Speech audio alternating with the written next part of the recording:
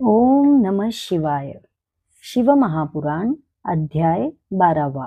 मोक्षदायक पुण्यक्षेत्रांचे वर्णन, विशिष्ट काळातील विशिष्ट तीर्थस्नानांच्या पुण्यफलांचे वर्णन. श्री गणेशाय नमः. सूत म्हणाले, ऋषीजन हो, तुम्ही सर्वजण विद्वान आणि बुद्धिमान आहात. मी तुम्हाला मोक्षदायक शिवक्षेत्रांची माहिती व महती वर्णन करून सांगतो, ती लक्षपूर्वक ऐका. पर्वत, वनप्रदेश, घोर अरण्ये आणि विस्तृत जलाशयांनी व्याप्त असलेली ही पृथ्वी 50 कोटी योजने विस्ताराची आहे. भगवान शंकराच्या इच्छेने तिच्यावर जीवसृष्टी निर्माण झाली आहे. त्या सर्वांना धारण करून पृथ्वी त्यांचे पालन पोषण करते. तिच्यावर विभिन्न स्थानी वसलेल्या मनुष्यादी जीवमात्रांचा उद्धार व्हावा, त्यांना मोक्ष मिळावा, या हेतूने महादेवांनी अनेक पुण्यपावन शिवक्षेत्रे निर्माण केली आहेत.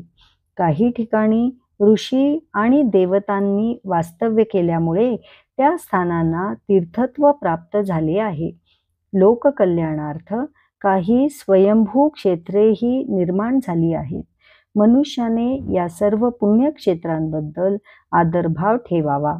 भक्तिभावाने तेथे जावे, तेथील तीर्थांमध्ये स्नान करावे, दानधर्म करावा, देवतांचे दर्शन घ्यावे आणि जपानुष्ठानादी सत्कर्मे करावीत. जो असे करत नाही तो दोषीच होय. त्या मूढाला दारिद्र्य आणि व्याधी संत्रस्त करतात.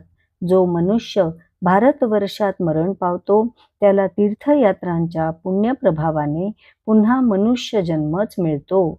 पुण्यक्षेत्रांच्या संदर्भात महत्वाची म्हणजे तेथे यत्किंचित जरी पापकर्म केले वा दूषित आचरण घडले तर त्याचे फार भयावह परिणाम होतात.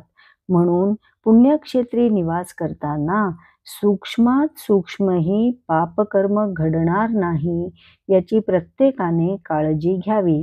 ते सर्वांच्या हिताचे असते.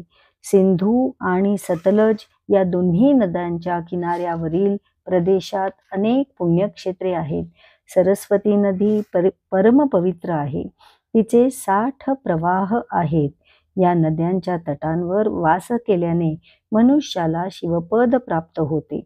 शतधारांच्या रूपाने वाहणारी पुण्यसरिता गंगा हिमालयात उगम पावते. तिच्या तीरांवर काशी, प्रयागादी अनेक पावन क्षेत्रे वसली आहेत. सूर्याने मकर राशीत प्रवेश केल्यानंतर तिच्या किनाऱ्यावरील भूप्रदेश पूर्वीपेक्षा अधिक प्रशस्त आणि पुण्यदायक होतो. शोणभद्र नदीचे 10 प्रवाह आहेत. गुरुने मकर राशीत प्रवेश केल्यानंतर तिचा तटवर्ती भूभाग अत्यंत पवित्र आणि अभीष्ट फलदायी होतो. त्या पर्वणी काळी तेथे स्नान आणि उपोषणादी सत्कर्मे केल्याने मनुष्याला विनायकाचे पद प्राप्त होते. महानदी नर्मदा 24 प्रवाहांनी युक्त आहे. तिच्या पुण्यजलात स्नान केल्याने, तिच्या तीरांवर निवास केल्याने मनुष्याला वैष्णव पदाची प्राप्ती होते. तमसा नदीचे 12 तर रेवा नदीचे 10 प्रवाह आहेत. परमपुण्यमयी गोदावरीचे 21 प्रवाह आहेत. या नदीत स्नान केल्याने गोहत्या, ब्रह्महत्या अशी महापातके नष्ट होतात. मनुष्याला रुद्रलोक प्राप्त होतो. कृष्णवेणी नदीचे 18 प्रवाह आहेत. ती पापनाशिनी म्हणून प्रख्यात आहे. तिच्यामध्ये स्नान केल्याने विष्णुलोकी गती मिळते. तुंगभद्रेचे 10 प्रवाह आहेत. ती ब्रह्मलोक देणारी आहे. सुवर्णमुखरी नदी 9 प्रवाहांची असून महापवित्र आहे. ब्रह्मलोकातून च्युत होऊन भूलोकी येणारे श्रेष्ठ जीव हिच्याच तीरावरील पुण्यभूमीत जन्म घेतात. सरस्वती नदी, पंपा सरोवर, कन्याकुमारी ही सर्व महान पुण्यतीर्थे आहेत. त्यांच्या तीरांवर निवास केल्याने इंद्रलोकी गती मिळते. सह्य पर्वतातून निघालेली महानदी कावेरी मूर्तिमंत पुण्यस्वरूप आहे. तिचे 27 प्रवाह असून ती अभीष्ट वस्तू देऊन कल्याण करणारी आहे. तिच्या तीरांवरील शिवक्षेत्री निवास केल्याने इष्ट फलप्राप्ती होते. मरणोत्तर शिवलोकी गती मिळते. तिच्या पवित्र किनाऱ्यांवर वास्तव्य केल्याने ब्रह्मदेव आणि विष्णूचे पद प्राप्त होते. नैमिषारण्य आणि बद्रिकाश्रम या दोन्ही महाक्षेत्रे तपस्व्यांना अतिशय प्रिय आहेत. सूर्य आणि गुरु मेष राशीत असताना तेथे स्नान पूजनादी सत्कर्म केल्याने पुण्यवृद्धी होऊन ब्रह्मलोकाची प्राप्ती होते. सिंह आणि कर्क राशीतील सूर्य संक्रमण समयी सिंधू नदीत स्नान करून पूजन तपश्चर्यादी सत्कर्मे केल्याने ब्रह्मलोकी गती मिळते. या समयी केदार क्षेत्री तीर्थप्राशन केल्याने आणि तेथील तीर्थात स्नान केल्याने ज्ञानवृद्धी होते.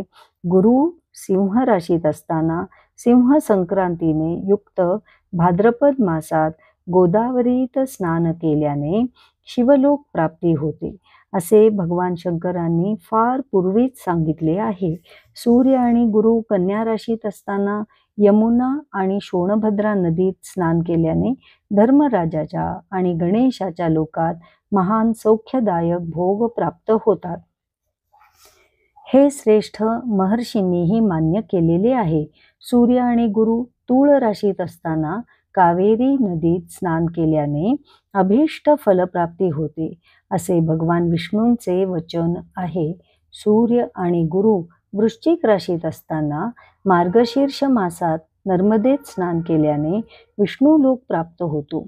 सूर्य आणि गुरु धनु राशीत असताना सुवर्णमुखरी नदीत स्नान केल्याने, तसेच सूर्य आणि गुरु मकर राशीत असताना माघ मासात गंगा स्नान केल्याने शिवलोकाची प्राप्ती होते.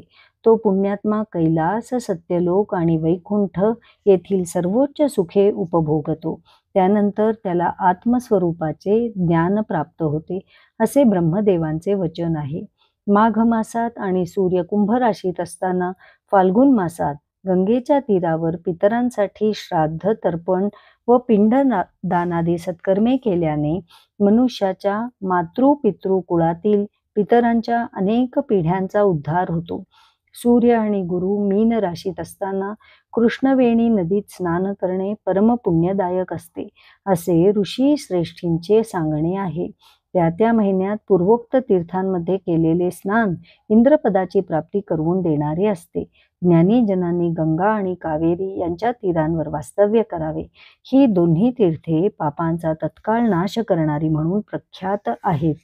रुद्रलोकाची प्राप्ती करून देणारी अनेक तीर्थक्षेत्रे आहेत. ताम्रपर्णी आणि वेगवती या दोन्ही नद्या ब्रह्मलोकाची प्राप्ती करून देणाऱ्या आहेत. त्यांच्या दोन्ही तीरांवर स्वर्गदायक अशी अनेक क्षेत्रे आहेत. त्या नद्यांच्या मध्यवर्ती किनारी प्रदेशातील पुण्यक्षेत्रे अभिष्ट फलदायक म्हणून सर्वश्रुत आहेत.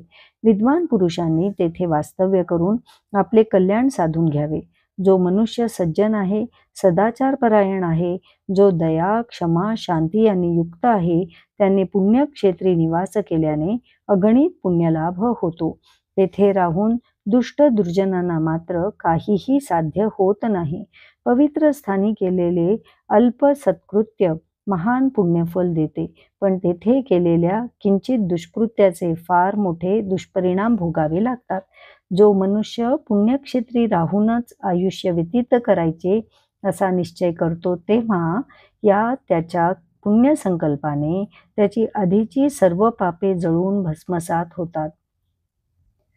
पुण्याच्या या महान प्रभावामुळेच त्याला ऐश्वर्यदायक म्हटलेले आहे. तीर्थक्षेत्री राहिल्याने मनुष्याच्या कायिक, वाचिक आणि मानसिक या त्रिविध पापांचा नाश होतो. तीर्थक्षेत्री केलेले मानसिक पाप वज्रलेपच होते. ते कल्पानुकल्पे पाठ सोडत नाही. ते पाप केवळ ध्यानानेच नष्ट होते. वाचिक पाप जपाने आणि कायिक पाप शरीराला कष्टप्रद असा कठोर तपश्चर्येने नष्ट होते.